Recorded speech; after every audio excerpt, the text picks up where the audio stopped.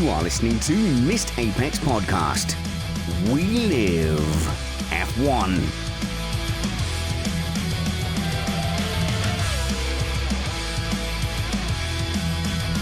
I'm your host, Matt Trumpets, and it's time for Tech. And we are lucky enough to be joined by that storied denizen of that Tech Deep, Matthew Somerfield, aka Summers F1, who is technical editor at motorsport.com.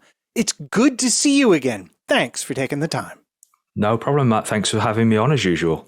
Of course. It's great to have you back, and we have some interesting things to talk about, despite the championship battle being, well, more or less kind of entirely decided. But before we get to that, I need to remind everyone we are an independent podcast produced in the podcasting shed with the kind permission of our better halves.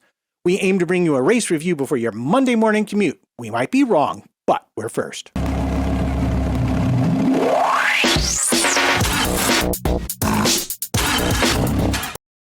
So the big battle for the Drivers' Championship and the Constructors' Championship, frankly, it looks almost done. There's already lots of talk about next year, and if I'm being honest, that makes my life a lot harder here.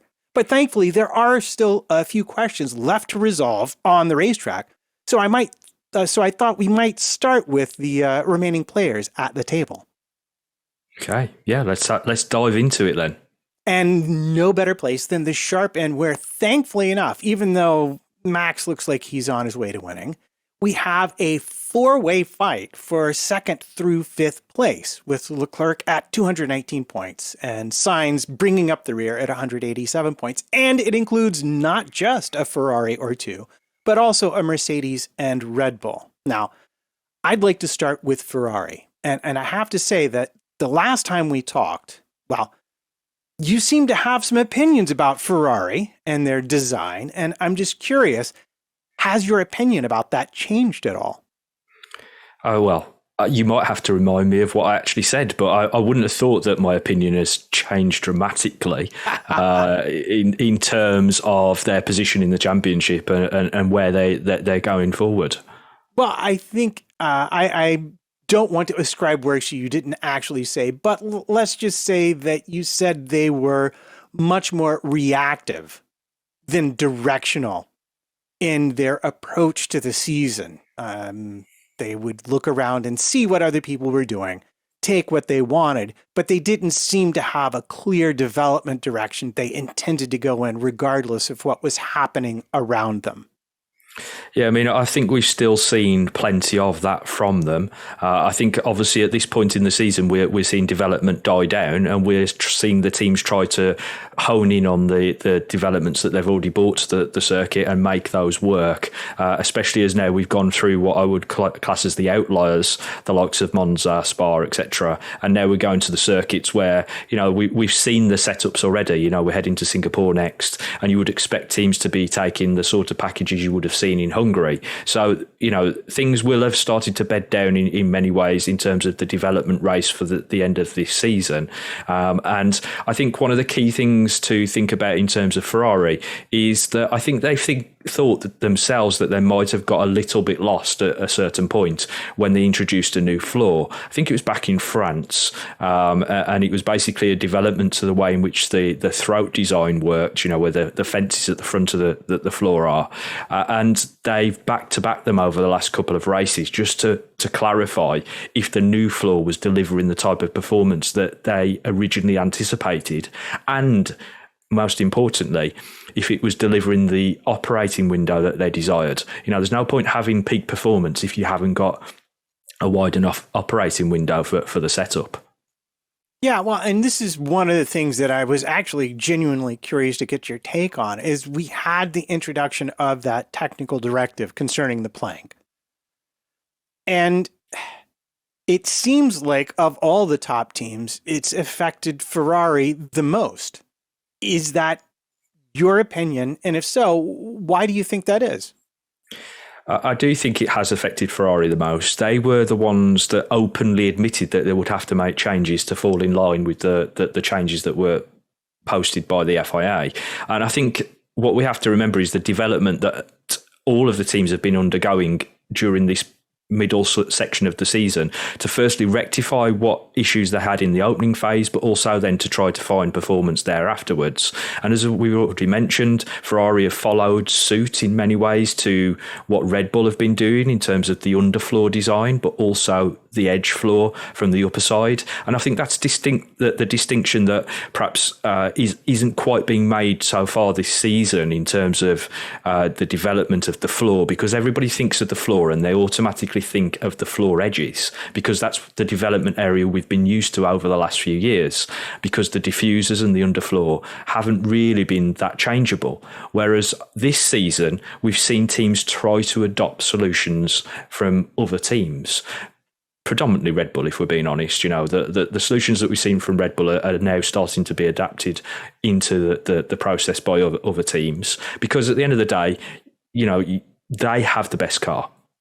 They might not have started with the best car, but they have developed their car to be the best on the grid. And I think that's where, you mentioned the fact that I mentioned previously about adaptability from Ferrari. And they did say about this at the start of the season. Binotto was quite keen to say that they wanted to be agile in the way in which they approached these regulations. They wanted to be able to take other people's designs and maybe approach them in a different way to what they have in the past. The problem is that then you end up with a mixture of different solutions on your car from what you originally designed the DNA of the car around. So you can kind of get a bit lost in the weeds in that respect. And I think that's where perhaps Ferrari have fell down, because they didn't have the conviction to continue with their own processes and have tried to maybe copy others too much and have ended up in these sort of development cul-de-sacs along the way, especially when you consider that at the start of the season, they actually copied McLaren's floor, which everybody sort of jumped on the bandwagon and said, oh, this must be great because it's very different. And obviously Ferrari went down that route, and then they had to make changes to head into a different direction. So as I say, I think, Ferrari may have just found a few cul-de-sacs along the way and have had to step back a few paces along the board, down the snakes and ladders and start again. Okay, so I'm going to go ahead and ask this question now, because one of the things that really fascinates me most looking at the most recent performance at Monza is it seems like we've had a complete role reversal between where Ferrari was at the beginning of the season, where they had a much wider window in which they could operate, where they were generally kinder on their tires than Red Bull. And now we see them coming with the single lap pace that we expected from Red Bull at the beginning of the season, but we see them struggling with their tires more. I mean, I think you could go almost all the way back to Miami and see the start of this happening. What's going on here? Is this them pursuing the wrong path? Or is this more down to the nature of the technical changes that have been asked of the teams by the FIA? Again, I think it's multifaceted in many ways, because what we had at the start of the season was cars that were pretty bloated in terms of weight. And a lot of the teams have gone on pretty strict diets to try to reduce that weight. I think Red Bull have probably been the most successful in that respect. And I think that is probably where the biggest key to the championship was unlocked, because it allowed them then to make the car more drivable. Especially for Max. I think that's where the car has effectively gone away from Perez in many ways, is because the setup window has opened for Max in a way in which that he likes to drive the car. And obviously them adding performance has then increased the amount of downforce they have available to them. On top of that, that has the advantage of them being quicker in the slow to medium speed corners. But because they've inherently got this high speed advantage, which I'm sure we'll get to later, I think that's where Ferrari have perhaps lost out, because the window, as you mentioned, for Red Bull's performance is much wider over all of the circuits, and again, I think we've obviously mentioned this many times in the past. It comes down to circuit characteristics in many ways, and also how you approach things like cooling. Red Bull have been very proactive in terms of their brake cooling and also bodywork. And obviously aerodynamically, they've made a huge amount of changes as well. So there's a lot of development gone on between the top teams, and they've all gone about it very differently. Obviously, Red Bull are the ones that have won out in the battle in its entirety, but I do think that it has a lot to play into the factor of that they have looked at where they can make the most gains, the low-hanging fruit, and they've attacked those areas better than their rivals. Okay, I think that's probably a fair assessment. Red Bull have done a better job than Ferrari. Ferrari starting out with the concept of higher overall downforce, protecting the tires, having a wider setup window, but being forced to chase the speed of the Red Bull, they've narrowed their window and they've lost their ability to balance the car well under amongst many different types of circuits. Let's just say it like that. So this brings up the question that I really want to ask, which is, do you think they stick with this concept for next season? And I don't just mean the side pod concept, but I mean the basic approach which they took, which was to take the drag penalty for higher overall downforce and then try and narrow that across the course of the season. Yeah, I mean, again, philosophy-wise, I think we'll see a lot of convergence going into 2023 across the board from all of the teams in terms of aerodynamic development. And I think one of the things that has kind of gone a bit unnoticed this season is the lack of development that we've seen on front and rear wings when you compare historically to where we've been in Formula One over the last decade or so. And that's primarily because there's no low-hanging fruit there. The development that you can gain from the underfloor, the floor edges, the diffuser, and the side pods and engine cover is basically where the performance is. That's where you're going to make the most gains. So, Ferrari did start with what would be considered the best option when it came to side pods because of the coefficient that they were operating with, and that has been proven by lots of people out there. However, I think Red Bull have made serious improvements in that regard. We only have to look at their difference in their side pod arrangement between the first pre-season test to the second test, where they had that extra slide down the side of the side pod itself. And then they moved to that high shelf arrangement around Silverstone. Silverstone was really the key. If you look back in the development war, Silverstone is where Red Bull put the pitchfork into the ground and said, this is where we're taking the fight to you, because they had a massive upgrade for Silverstone.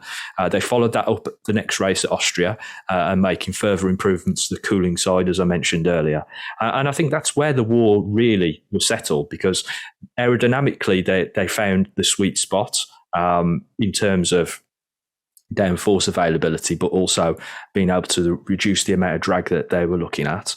And then obviously the other key parameter that has re-arrived for 2022 is the beam wing, that seems to have been evaded by a lot of teams, but where Red Bull seem to have made big strides. Okay, well, I do want to talk about that in a bit, but before we leave Ferrari to wonder what might have been, I need to ask you, Valtteri Bottas in a recent interview talked about comparing the Ferrari power unit to the Mercedes power unit. And he said that it had better drivability and as much power. And I guess by drivability, he was talking about when it doesn't blow up or catch fire. But nonetheless, what does he mean by that? And how does that help Ferrari? I guess perhaps he's talking about the way in which that it has better traction, but primarily I would expect it to be the way in which that the energy recovery system works regards the Ferrari power unit in comparison to the Mercedes power unit, and the deliverability of the power across the band. Perhaps it just works better in that particular package. I find it difficult to try to make that comparison when he's driving the Alfa Romeo, quite frankly, because it is a totally different package that we're looking at now in comparison to the cars that have gone before that. So, I mean, I know he's got obviously the experience of driving the Mercedes cars, but we are in a very different formula right now compared to where we were from an aerodynamic point of view. I think these cars perhaps drive very differently to the way in which the previous set of cars do, and that might feed into Valtteri's feedback in some way. But in my opinion, that particular quote is down to down to the way in which that it just purely delivers that power across the band. Okay. Well, I was going to talk about Mercedes next, but you've mentioned Red Bull so often, I feel compelled to put them first. So here we go. First and foremost, you mentioned Perez. Let's talk about the Perez question, which is namely, he's been running a different floor to Verstappen. Do we expect that to change now that they're not bringing their fancy new chassis to Singapore? The mystery, mythical chassis. The mythical lightweight chassis, yes. The mythical lightweight chassis. Yeah. I'm going to ignore the chassis because I think it's a bit of a misnomer. And in my opinion, it's something that hasn't ever really been a factor for Red Bull. I think it was perhaps put out there on the basis of the whole discussion that was going on about cost cap, etc., as a bit of a Trojan horse, let's say. If you Perez. look at the performance of Perez, you mentioned that by widening the performance window of the car, it's taken it out of an area that he likes his setup to be in. But the car is faster, I presume, overall with this balance. But the biggest singular difference that I'm aware of right now between the two cars is that Perez is still stuck with the newer floor, which actually works worse. So I guess my question would be, are they just going to give him a copy of Max's floor? Or do we expect them to try and fix the floor that he has, and he or Max will get stuck with that in some free practice to see if it actually works the way they want it to? Yeah, I mean, it's a difficult one, isn't it? Because technically he has the technically better floor. But it's only better in as much as that it works better for Perez. It doesn't work as well for Max. And the team have come out and said that, they agree that they're giving up lap time overall from a performance factor to make Perez more comfortable with the car. Well, hang on a second. So let me understand this clearly before we move forward. And not because I have any bets with any other panel members or anything like that. But let me just understand that Perez is taking this newer floor because he likes it better. It makes him feel more comfortable in the car. Yes, he's giving up overall lap time. According to the team, they believe that floor doesn't deliver in the same way that the old floor did. But they made a quantity of them, and because it makes him feel more comfortable, they are allowing him to continue to use that floor to just basically make him available with that car. He works better with that floor on the car. Okay, then is there any other explanation for why he's been so off of Verstappen's times over the last few races?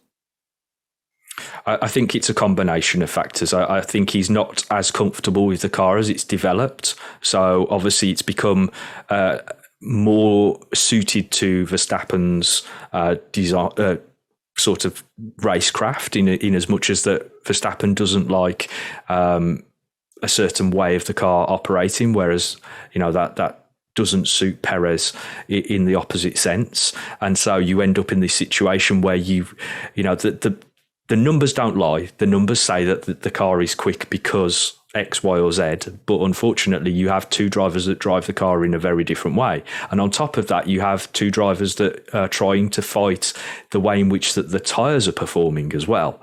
And obviously, we all know in the past that Sergio was a bit of a tyre whisperer. He could make the tyres last much longer. But we haven't really seen that kind of scenario unfold with this new specification of 18-inch tyre. And so I think that has sort of had an impact on the way in which that he has to approach races as well, because from a strategy point of view, he can no longer lean on the fact that he's just much better on the tyres. So it doesn't open that opportunity for him. And that makes a bit of a difference when you put him up against Max. I do think that obviously there is a bit of a gap between the two in terms of performance anyway. But, Perez has been able to bridge that gap in the past because of his outside skill set, perhaps, of the way in which that Max approaches things.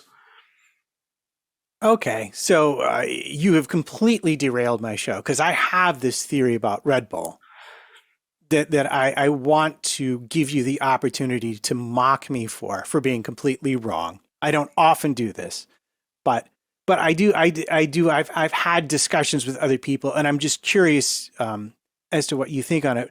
But then you talk about the tires, and then I just get distracted by bright shiny object, squirrel. But talking about the tires real quick, it seems like to me, looking at the races, what we're seeing is more stops is suddenly becoming a better strategy with these tires. And that overall, starting on a softer tire is therefore giving you double undercuts on your opponents. And only the appearance of a virtual safety car or safety car can really upset that apple cart for people who are trying to run longer. Is that the general sense you've got from watching the races so far? So you mean the Mercedes at Zandvoort? Because effectively that's what happened at Zandvoort.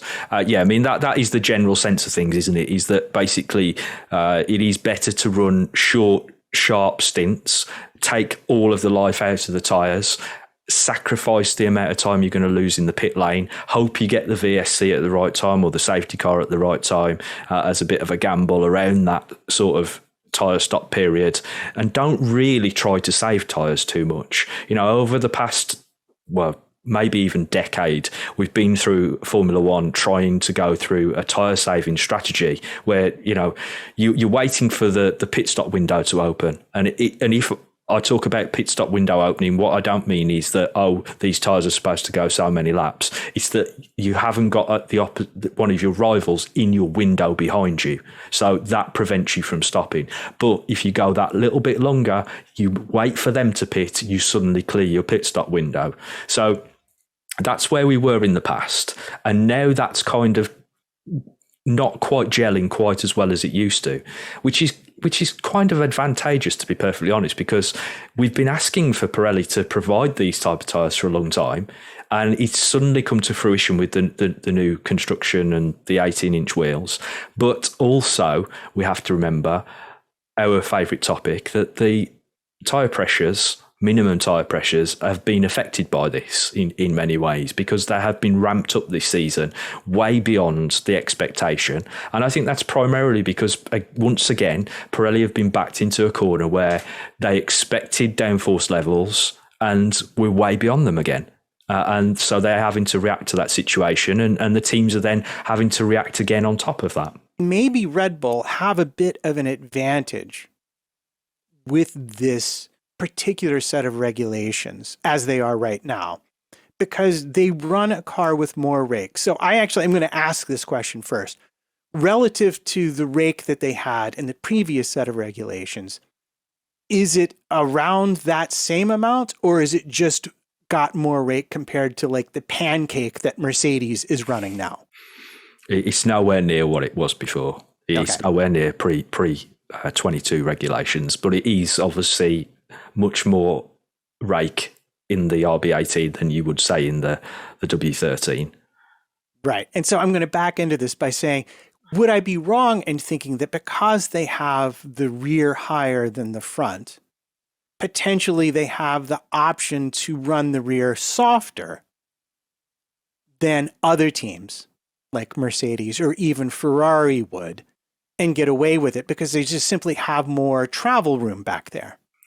Yeah, I mean, there is obviously the potential for that. You do run into other issues aerodynamically and setup-wise from running a softer rear suspension, but it can also be advantageous in that respect as well. So, yes, essentially, it can be a gain, but you have to kind of bake it into your overall philosophy. You can't just start out with one particular route like Mercedes and then revert to a high rake. Yeah, because what it occurs to me is that you remember last season when everybody was flexing their rear wings? Yep. Yeah, so it just seems like to me that if you're flexing a rear wing, you're removing downforce. at higher speeds, but that the car itself is compressing. So you're not losing downforce, but your downforce is going to be more stable. And then as you slow and the rear rises and that wing unflexes, you're actually maintaining a more stable level of downforce. And because the rear is rising, you're putting more downforce on the front, which should aid entry to the corner. And I'm just wondering, am I completely off base here? Like are they literally able to almost tune this depending upon the top speed of the circuit they're at to aid them?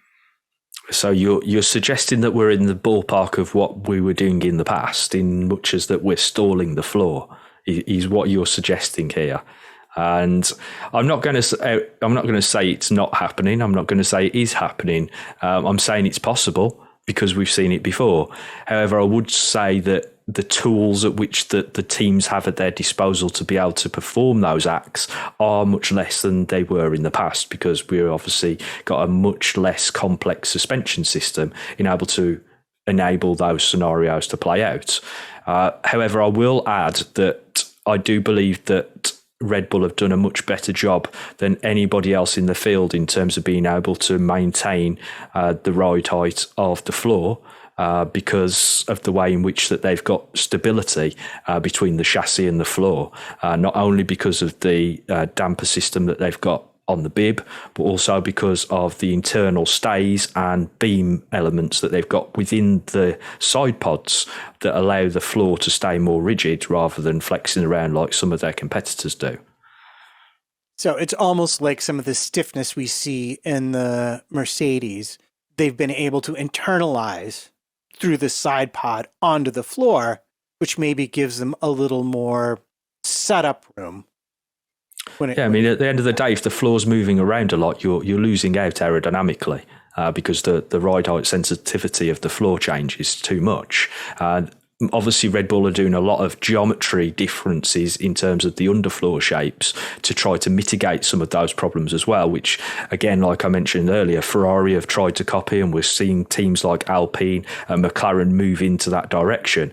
The biggest problem that we have with those, with actually understanding what's going on, is that we have to wait for a car to go off circuit and be recovered, or inadvertently a mechanic to show you the underside of the floor when they didn't mean to, because those areas of the car we don't see all the time, and that, I think, is, as I mentioned earlier, one of the big misconceptions of these rules for 2022. When we talk about floors, most people assume the floor to be the area that we see on top, but in reality, a lot of the time we're talking about the underfloor details, the bits that we don't see from one race to the next, unless somebody had an incident on track.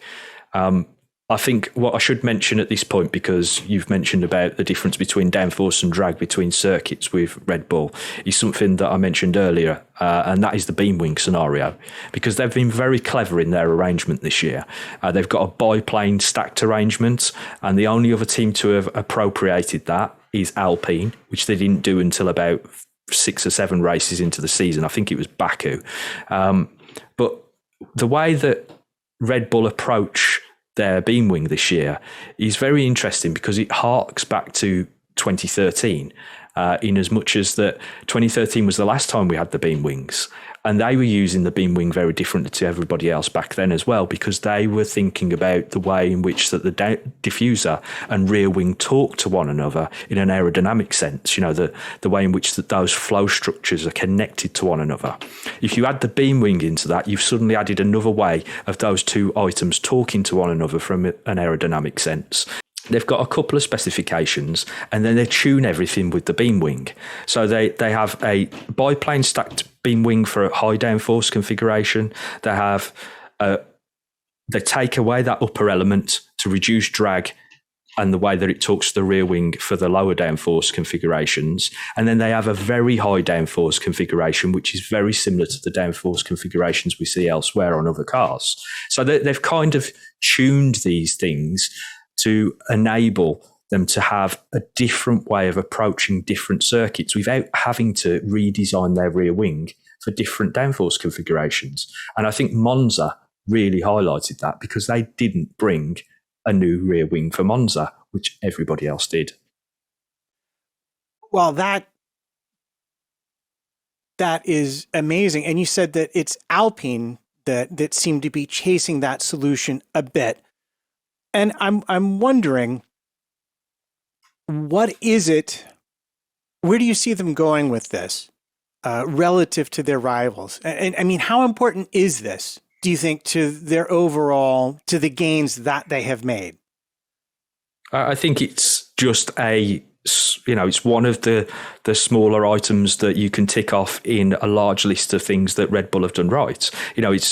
Nothing is a silver bullet on that car. Everything has to work in unison with one another, because in the way in which that the beam wing works, everything forward of it also has to be tuned to that. So the way in which they've changed their side pod and engine cover over the course of the season is attributed to the design of the beam wing as much as the fairings over the rear suspension, etc. So, they all tie into one another, but it is just an interesting and novel approach to the way in which that they've gone about tuning the car to suit the different circuit characteristics that each circuit offers. Okay, well, it's fascinating to hear that this goes all the way back to 2013. And our listener, Alex McBride, also wanted to know if you think that in general, running those higher rate cars during all those years gave perhaps, he says, Ferrari and Red Bull a leg up in understanding the ground effect over Mercedes. But I'd say from what you're telling me, it's probably more Red Bull that we'd be talking about here. Well, you could argue both, because Ferrari did also run a much higher rate car through the sort of last decade or so, if you're comparing them to Mercedes. I think it's a very different formula that we've got on here in terms of the approach from a design perspective. The diffuser is a much larger area now because of the underfloor tunnels that reach into it, and also obviously the complexity of the barge boards are lost, but you have gained the way in which that you use the fences and so on and so forth. But yeah, I mean, obviously if you understand the point at which you started from, which Red Bull had a very good handle of the old regulations, it is only going to help you to design these cars. But I wouldn't say that is the determining factor between them having a winning car compared to the Mercedes, for argument's sake. I think what we must also remember is that there's a lot of differences between the real world build of the cars and the simulated version of the cars that has tripped up many of the teams this year.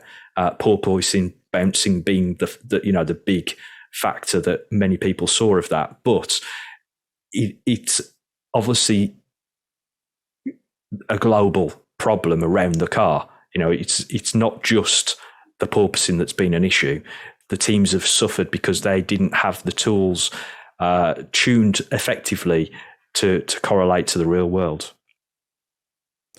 Okay, and I think I recall early on, like maybe in their first or second development that Red Bull brought to the track, being told that they were surprised by how well the correlation was between their model and what they saw on track. So in that sense, maybe they had a bit of a winning lottery ticket with just with the way their modeling worked and how these cars work in real life. Yeah, and I think perhaps they went through some real big issues in 2020 in this respect.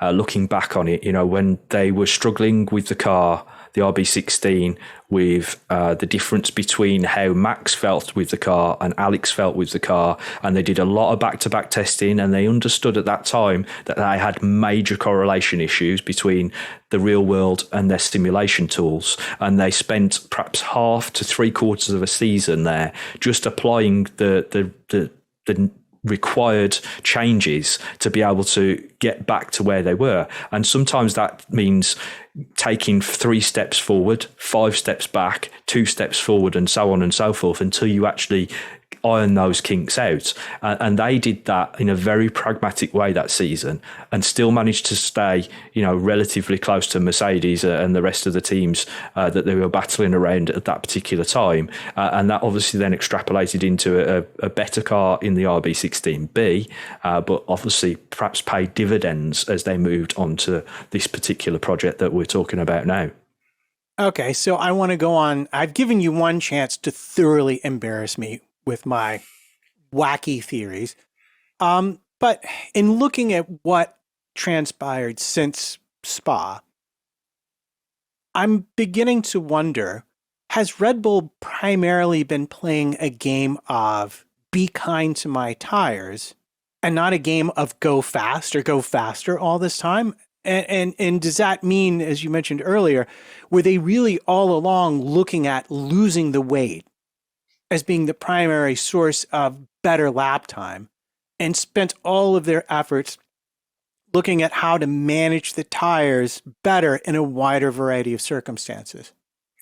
I think it's a combination of factors, as you mentioned. Obviously, they've spent a huge amount of time in the opening phase of the season, not only developing the car from an aerodynamic perspective, but also fundamentally understanding how to better extract performance from the car, not only over a single lap, but also over the course of the race. And I think so, in some ways, they've actually sacrificed one lap performance in the opening phase of the season for race pace to better understand how these tyres actually work, because they are very different, as we've already mentioned, strategically to how the last batch of tyres were. And obviously that feeds back into lap time and performance over a race. And at the end of the day, the points come on Sunday, not on Saturday. So you can have as many pole positions as you like, but if you don't convert them on a Sunday, then you're not going to win a championship. Okay, so before we move away from Red Bull, and I casually note that we have been discussing how qualifying isn't quite as important as it used to be, as the just design nature of the cars makes it more possible if you have a quicker car on Sunday to get round your rival. Our friend Haller wants to know if we talked about the flappy Monza DRS wing that we saw on Red Bull. And he's kind of surprised that we've seen this in two different sets of regulations now. And I think we may have talked about it, but I'm not sure we talked about it on air. So why are we seeing this same problem reoccur, Mr. Summers? Okay, so as I mentioned earlier, Red Bull didn't have a Monza-specific bespoke rear wing design available for them in Monza. They decided that they were going to run their rear wing configuration that we've seen the rest of the season, and they were going to use the low trim beam wing in combination with it. However, they did trial on Sergio Perez during FP1 a trimmed rear flap. Now, we've seen all the other teams try this throughout the course of the season. It's a way of reducing downforce, reducing drag, and it's very cost effective because effectively all you're doing is taking a Dremel to the rear wing element. The problem with that is that it changes the way in which that the rear wing flap operates in conjunction with the DRS pivot. Now, we know the problems that they had during 2021, and I still put money on the fact that if they had continued to have those problems, then things might have happened quite differently come the end of the championship. However, I think what we were seeing here is the way in which that their DRS mechanism works is more the problem. And it's the pivots on the end of the wing. These rear wings are very different in design to what we had in the past because of the way the end plates interact. You know, we've got these arc templates now. So the design is very, very different. But I think primarily what we've got happening here is we've got a rear wing that's not really designed to be trimmed, but you're trimming it to try to make some drag savings. And then when you open the DRS flap, it's not really designed to work with that trim. And I think, they got caught out with that last year. They've got caught out with it this year. I don't think we'll see a reoccurrence of it this year because they no longer need to try to push to those levels. They've got the configurations they need. And that's why they decided to do what they did at Monza, because they knew that they had the performance in their pocket, but they just wanted to push during free practice just to see if it did make any difference. And obviously it did, but it meant the oscillation of the rear wing, and that really wasn't something that they wanted to see. Okay, let's talk about Mercedes real quick. Now, it seems like to me they have made the absolute most out of reliability. But do you think that they have actually caught up now in terms of performance to Ferrari?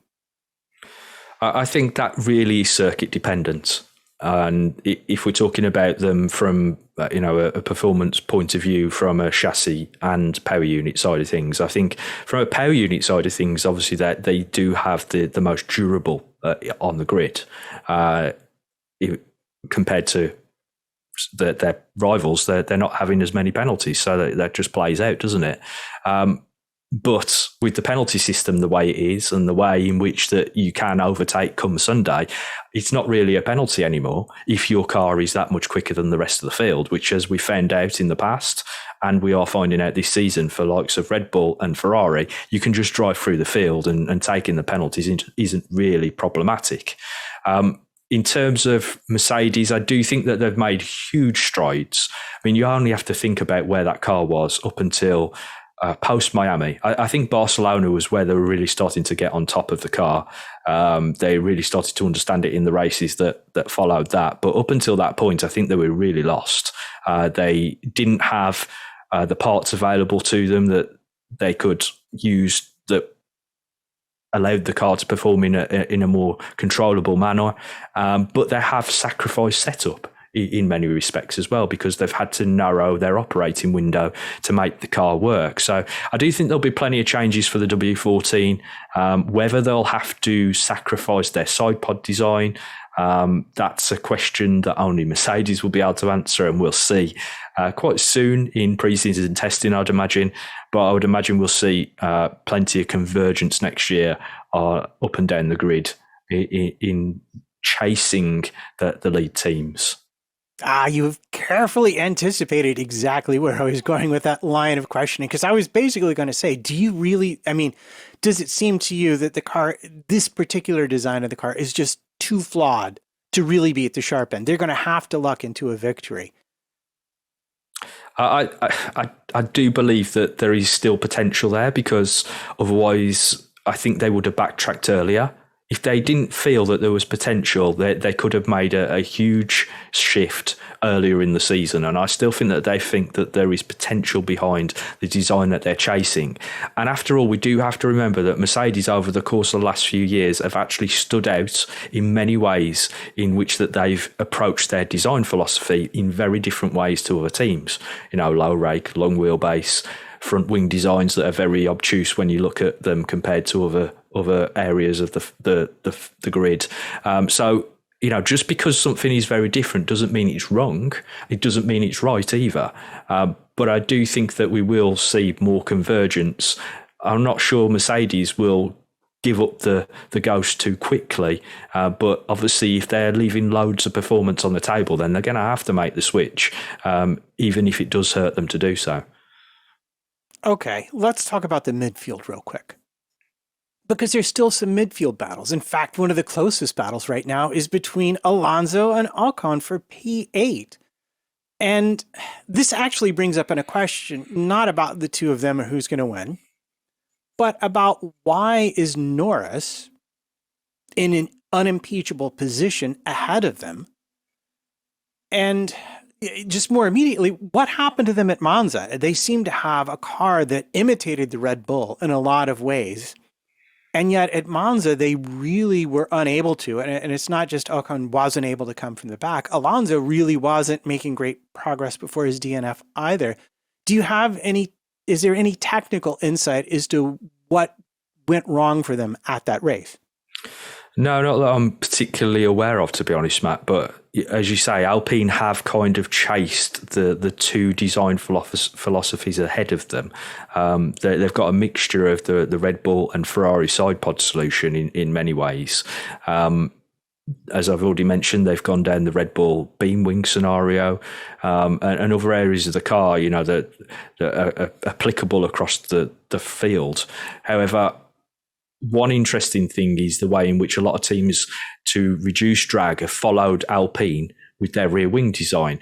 As you've probably seen throughout the course of the opening phase of the season, most people move to what you would call a spoon-shaped rear wing for this particular regulation set, because of the way in which that the interaction between the winged elements and the end plates work. So you've got that curled over section.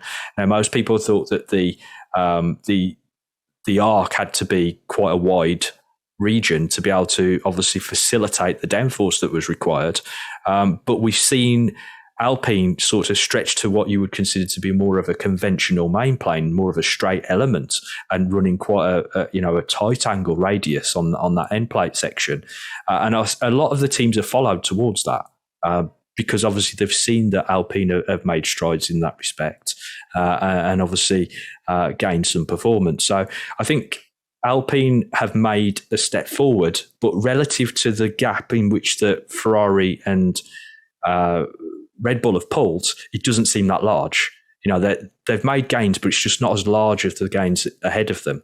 And in relativity to McLaren's kind of, again, stepped towards the Red Bull philosophy in the way in which they designed the back end of their season's side pods. So they've already talked about the fact that they're going to have to make major changes for 2023 because they know they're well behind the curve, and they need to make changes to the car in order to improve those factors. But so does everybody else. This is so early in a regulation set that there's going to be huge amounts of performance still on the table. It's just how and where you fall in that pecking order and how you make up those gains relative to your closest rivals. Okay, because one of the things that I was really curious about, but you sort of already answered it, is that it seems like McLaren has constantly talked down their car.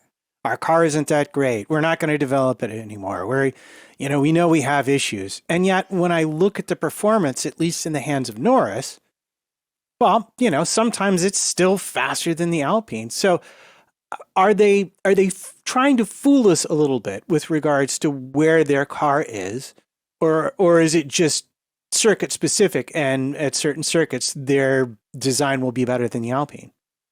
Yeah, again, like we've talked about before, circuit specifics do fall into it just because of the way in which that the car operates under those certain ranges and conditions and setup. As I've mentioned in the past, I think that McLaren decide to create more of a benign car, something that's not too far on either end of the spectrum, and perhaps that is where they need to be more radical in their approach. They've been burnt on many occasions in the past by trying radical approaches, but sometimes you have to push the needle a little bit, and perhaps this approach of being more benign, although it does obviously over the course of the season work out for them quite well, it doesn't push them towards the front end of the pack, and that's realistically where they are trying to get to. And so that's where they may have to go.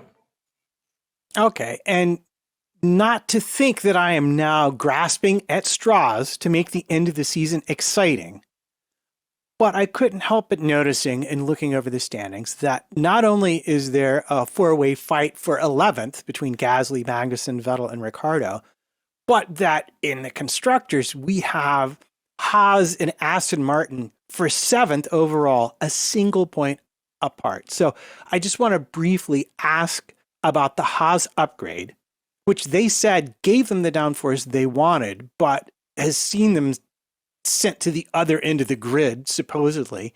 Is this just them not understanding it yet, not being able to set it up correctly? Or do you think they've literally just chosen the incorrect way to go with how they're doing things?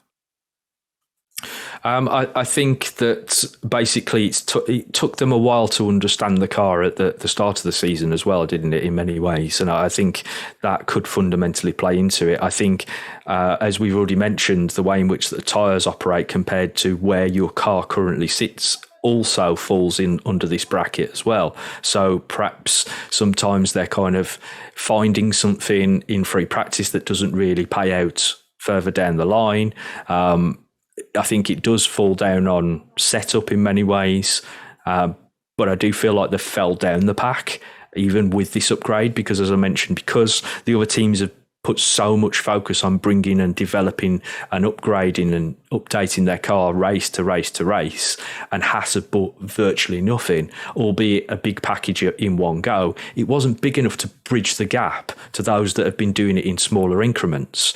And so they've lost out basically trying to sort of bring all of their eggs in one basket rather than doing a week by week shop. And that is where they've kind of hurt themselves in many ways, I would suspect. But from a budgetary point of view, obviously they have to think about how they need to operate to be able to fall under those constraints as well. So it's a difficult one for Haas because they fall into a different category compared to many of the other teams in the field. And I think we're finally starting to see the likes of Alfa Romeo and Williams realise as well that they can follow suit with the other teams in their mini development battles, whilst also then bringing larger upgrades. And I think that's where Haas might fall down in the future if they can't maintain the cost versus performance gap that the other teams are going to fall into. Okay. Let me ask you then about Aston. I was very intrigued by the rear wing that we saw show up. And is this the start of Dan Fallows really making his presence known? And if that's the case, are we maybe looking at Alonso finally having made a good career choice and moving to a team that has a lot of upside potential and a good technical team to make it happen? Well, I think we've said in the past that Aston are moving in the right direction. It's just how long it takes for them to get there. Dan Fallows obviously comparing them to the likes of Red Bull when they first entered the sport, having taken over from Jaguar. So, that kind of trajectory. However, if you're thinking in that remit, it took them 5 years to get there, or 5 chassis iterations and a major regulation change. So I'm not sure that Aston Martin will be wanting to wait that long to get to that particular area of the grid. I do think they're going to make massive progress from a technical standpoint. Dan Fallows, obviously a major contributor to Red Bull's success over the last few years. He's going to have a major impact over at Aston Martin. It's just him finding his feet there and being able to work in a way in which that is conducive with the environment that he finds himself in, because obviously it is going to be a different environment and they are going to have different set of skills to what he's used to at Red Bull. So it will take time. As you mentioned, that rear wing design that they introduced at Hungary was a very interesting solution. It's yet to be deemed to be accurately described as actually good because we still don't know if it is or not. Let's see if it arrives on anybody's car in Singapore, and then that will give us the litmus test as to whether it's actually a good design, because everybody then will be jumping on it. Fundamentally, it looks like a good design in as much as that it breaches the intent of the regulations without actually erring on the side of being illegal. But does it actually add any performance? It's all well and good, something looking like it should add performance, but if it just doesn't add up to something, then there's little point in it. As I mentioned with McLaren, think of the suspension blockers of 2014, which is supposed to imitate the beam wing. Such an interesting and novel way of approaching things, but it didn't add up to any additional performance. In fact, it probably lost them some performance. So it'll be interesting to see if it actually stays on the car. But nonetheless, it is a good way of seeing Dan's influence over the team, and perhaps that he's given some autonomy to people that perhaps hadn't had that in the past. We have to remember that team under previous guises, Force India, I'm really talking about, have excelled at producing very novel designs for low cost that have shot them to an area of the grid that they shouldn't be in. Since they've become Aston Martin, they've kind of slid in the opposite direction. So they need to get back on board with how they operated in the past. And I think that Dan will facilitate that in many ways, because he'll look at perhaps where they can make gains from a technical point of view from employees and where they need to go from there. All right. Well, it seems like we've wrung the neck of the present. What say we go talk about the future a little bit before we say goodbye?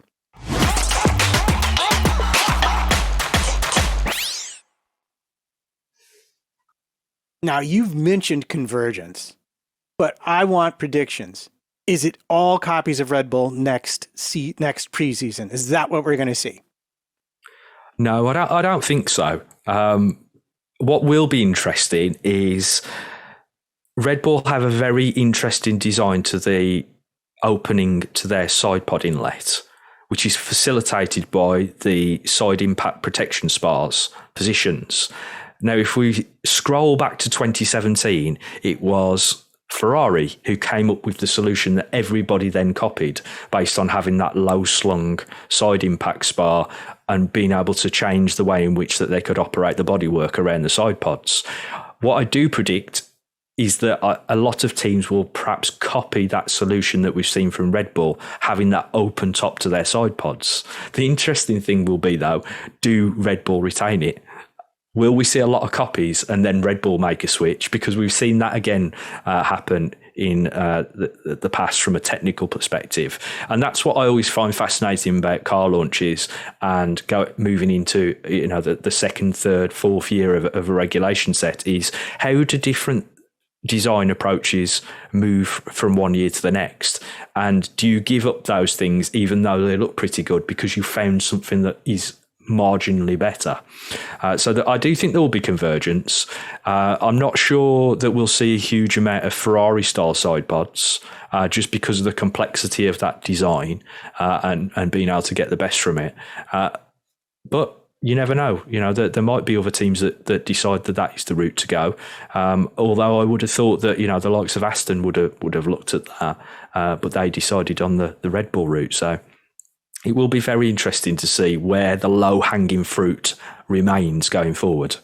Well, this brings up an interesting question to me, because it's all well and good to say, well, my side pod is better than your side pod, and I can prove it with computer maths.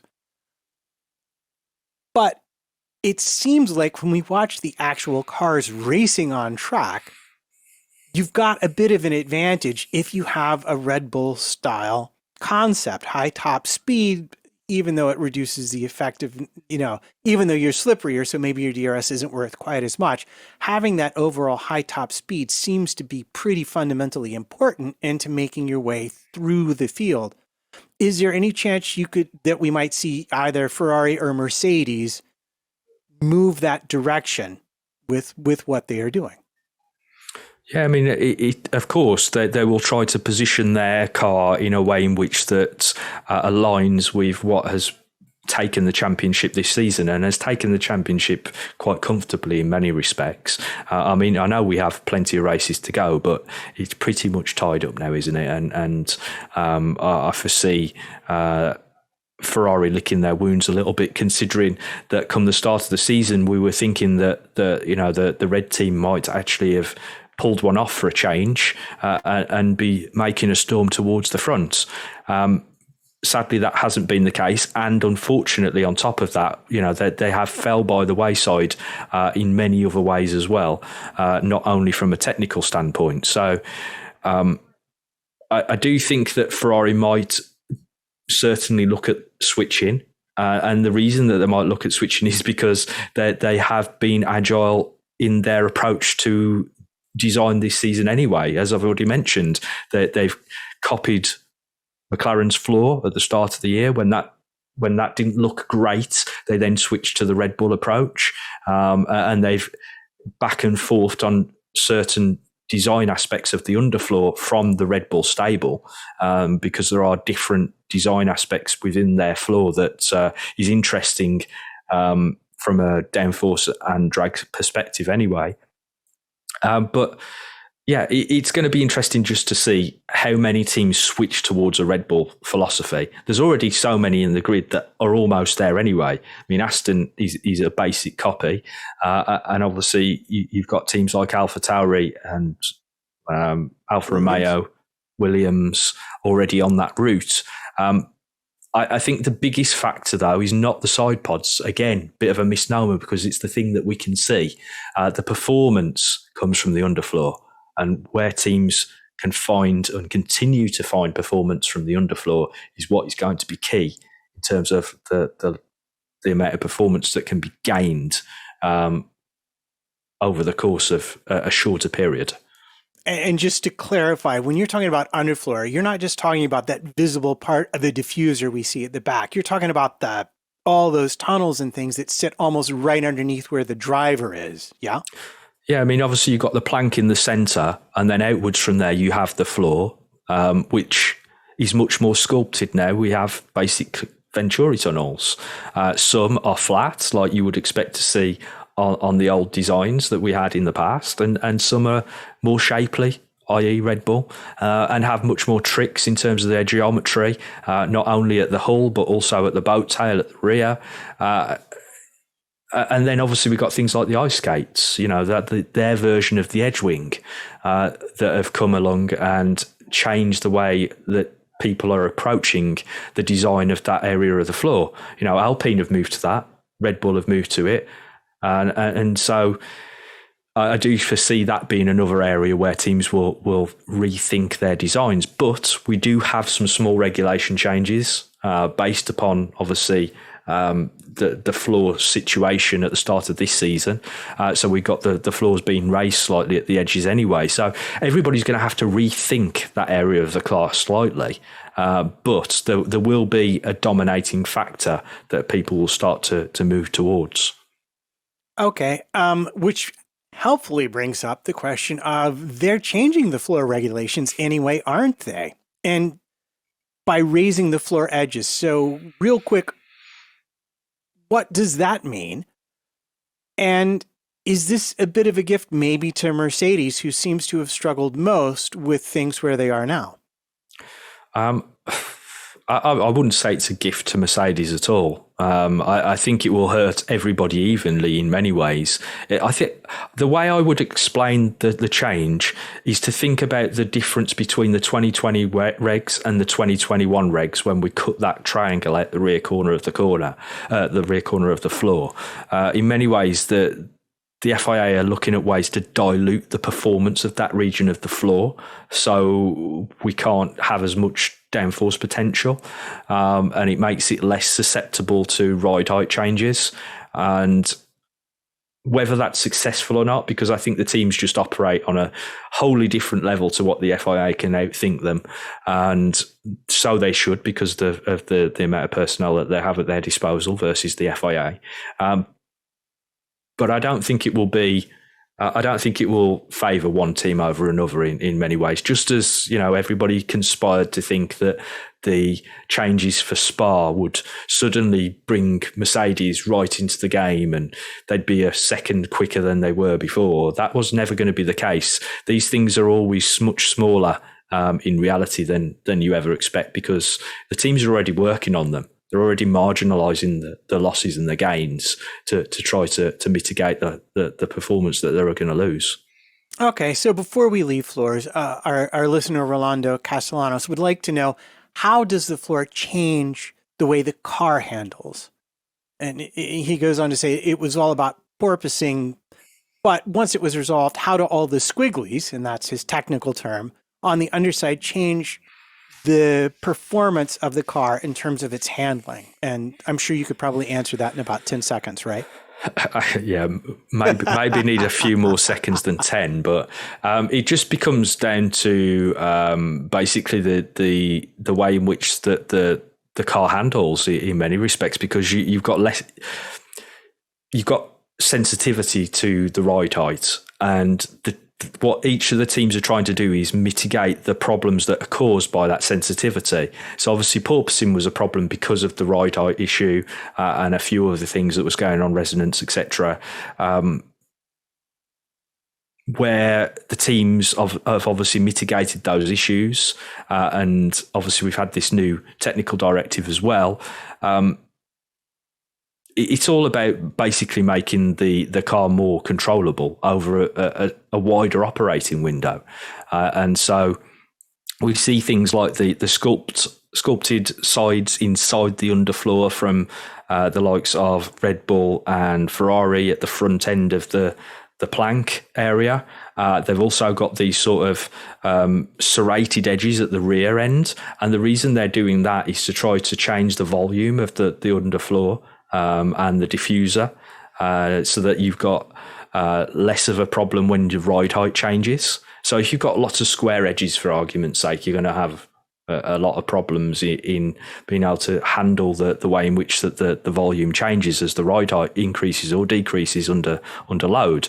Whereas they are trying to mitigate those with design concepts that reduce that problem. And so as these regulations mature and the teams get better at understanding how to react to those problems, then you're going to see less and less of the issue. Okay. There has been some talk about lower temperatures in the tires next season. Do you expect that to have any major impact? Not particularly, no. Are we talking about the tyre blanket temperatures? Yeah, tire blanket temperatures, yeah. Okay, yeah. So basically we're seeing Pirelli try to move towards a no blanket scenario. For 2024, the rules are currently set out that we will have no tyre blankets, which I think is going to be interesting, to say the least. Imagine coming out of the pit lane on a stone cold set of hard tyres. That is going to be an interesting challenge for the drivers because currently they're able to control them much better in the blankets before they're brought out to the pit lane. That tyre temperature difference is already quite large between the previous set of tyres to this one. I think it's about 30 degree difference, but I think we were on about 100 degrees before, and now we're on about 70, depending if you're front and rear. And I think the talk is of 50 degrees front and rear for next year as a gradual sliding for the new tyres for 2024.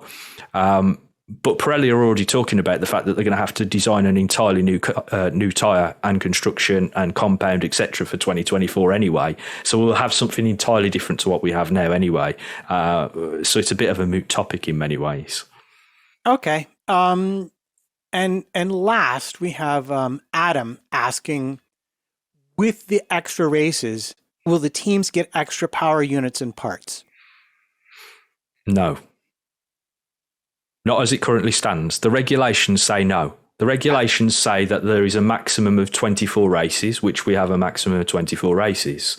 And the regulations stipulate how many power unit elements that are available for those 24 races. However, I will throw a spanner in that works, in as much as that the World Motorsport Council have met on Tuesday, and they have agreed that we're having 6 sprint races as of 2023. So we're going up by 3 sprint races, which obviously means that you're going to be putting more mileage on the power unit components. So I do think there'll be some change. The sporting regulations don't currently cover it, but I think that there might be some adaptation to allow for those extra sprint races and some of the scenarios that we've seen unfold already this year in terms of grid penalties, etc. Okay, well, that sounds like a definitive maybe. But well, like I say, as it stands, it's a no. But we all know that things can change. And they can change in the blink of an eye. Well, where, Summers, can we find you on the social medias?